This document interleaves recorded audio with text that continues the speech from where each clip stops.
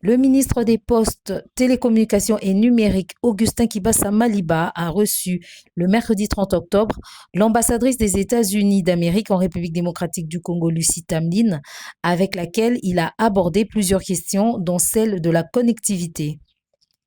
L'ambassadrice Tamlin a déclaré que cette visite était d'abord une visite de courtoisie, mais aussi l'occasion pour échanger sur la question de la connectivité.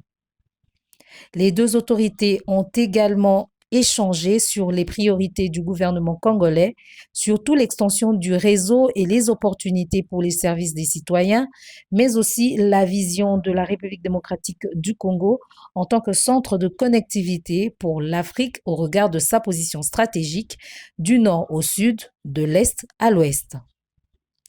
Elle a affirmé qu'il y a des fournisseurs américains qui sont intéressés par les marchés de la connectivité. Avec le ministre Kibasa, ils ont discuté sur comment apporter plus de change à ces opportunités qu'offre la République démocratique du Congo. Par ailleurs, l'ambassadrice des États-Unis en RDC, Lucie Tamlin, s'est dite satisfaite des échanges avec le ministre des Postes, Télécommunications et Numériques, Augustin Kibasa Maliba.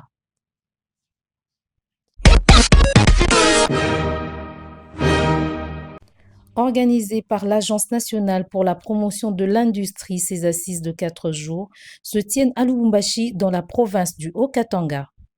La délégation du Kasaï oriental est conduite par le vice-gouverneur Augustin Kayembe Moulemena. C'est le vice-premier ministre, ministre du Plan, qui a procédé à l'ouverture de cet atelier basé sur la promotion du climat des affaires en République démocratique du Congo, enjeux et perspectives. Pour le premier jour, les participants venus des 26 provinces du pays ont été édifiés sur l'entrepreneuriat. Les différentes interventions ont fait état de la situation catastrophique du climat des affaires en République démocratique du Congo. Ils ont épinglé plusieurs difficultés à la base de ce climat qui ne favorise pas l'essor de ce secteur. C'est notamment la mauvaise gouvernance, la multiplication des taxes, l'insécurité, l'insuffisance des infrastructures routières. Au cours de ces assises, des solutions vont être proposées, entre autres, créer un cadre de dialogue entre le public et le privé, veiller à la bonne gouvernance.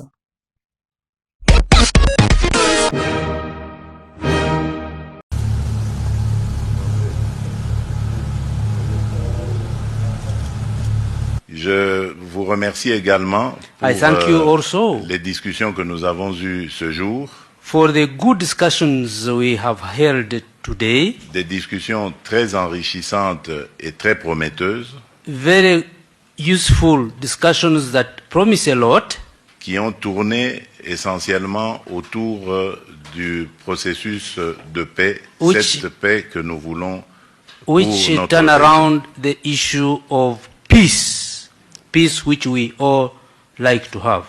Cette paix que nous voulons pour notre région.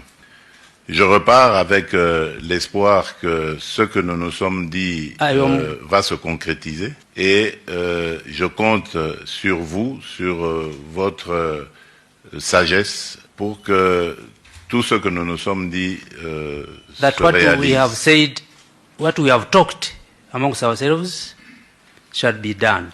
The 3 points. Les 3 points principaux sont, Number one, the security between the bilateral security issues between Uganda and DRC. premièrement, les questions de la sécurité bilatérale entre l'Ouganda et le RDC. Secondly, Deuxièmement, security of the region.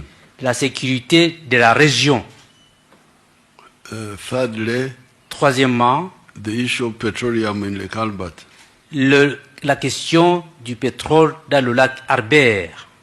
And then 4, Quatrièmement, the infrastructure, l'infrastructure, especially the Kasindi, surtout Kasindi, Beni, la route de Kasindi, Butembo Beni, Temple Road, la route de Kasindi, Tembo, and eventually at some stage the Bunagana Ruchuru Goma Road. Et pourquoi pas plus tard Bunagana, Ruchuru, cette route aussi.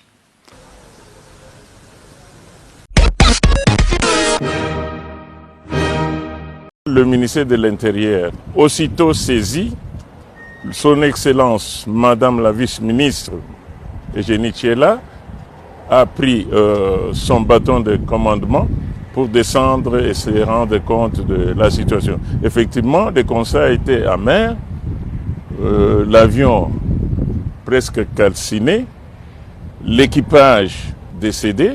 On a amené les corps à l'hôpital cinquantenaire. Alors là, Madame la vice-ministre s'est rendue à l'hôpital cinquantenaire. Le constat est qu'il y avait un corps du commandant qui était là, que son Excellence a identifié. Et ensuite, on nous dirait qu'il y a 2 autres patients à HG. Alors son Excellence, Madame la vice-ministre Eugénie Tchiela, a pris la décision de s'y rendre afin de vérifier l'information. Effectivement, elle est arrivée et l'équipe dirigeante de l'hôpital lui a donné des informations selon lesquelles 2 patients qui étaient admis à cet hôpital ont finalement rendu l'âme et que les mêmes corps ont été renvoyés à l'hôpital cinquantenaire où nous nous retrouvons avec 3 corps de l'équipage sans vie. Madame la vice-ministre, son Excellence Eugénie Tchiela, tient à informer l'opinion que le gouvernement suit de très près la situation.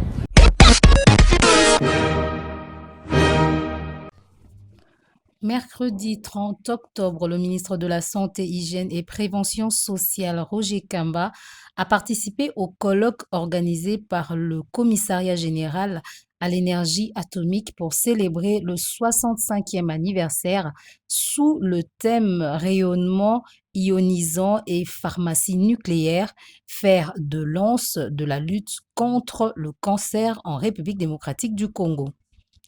Le docteur Samuel Roger Kamba a souligné l'importance de la médecine nucléaire dans la lutte contre le cancer en République démocratique du Congo, tout en rappelant la nécessité de la formation continue des professionnels de santé pour les préparer aux avancées technologiques.